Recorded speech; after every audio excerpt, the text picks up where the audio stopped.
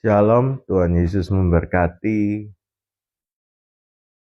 Renungan firman Tuhan hari ini dengan tema siapkah kita?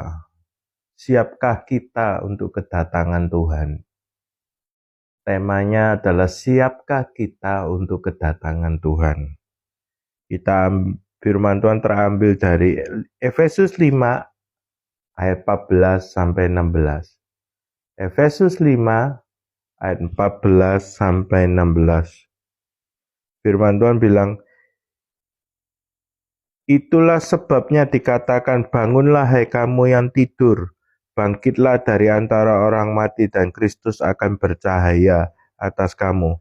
Karena itu perhatikanlah dengan seksama bagaimana kamu hidup, janganlah seperti orang bebal tetapi seperti orang alif, dan pergunakan waktu yang ada karena hari-hari ini adalah jahat.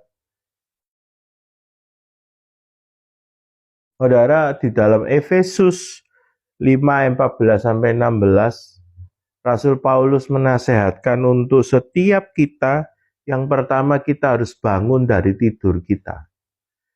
Artinya bangun dari rohani yang tertidur, bangun dari rohani yang tidak sadar, yang sedang terlena, yang sedang duniawi, yang sedang tidak sadar akan keadaan zaman bahwa Kristus Yesus akan datang untuk kedua kali. Kerohanian yang terbuai dengan dunia ini, kesibukan, kenikmatan, dengan acara-acara atribut-atribut dunia ini.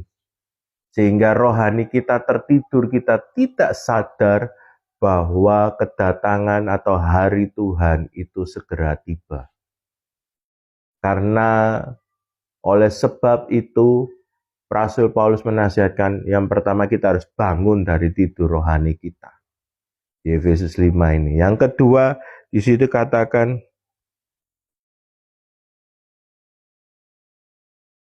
supaya kita memperhatikan dengan seksama bagaimana kita hidup. Artinya yang kedua, kita harus memperhatikan langkah hidup kita. Rasul Paulus menasihatkan bagaimana cara kita hidup, bagaimana jalan kita hidup, kita harus perhatikan dengan baik-baik untuk kita siap menyongsong kedatangan Tuhan.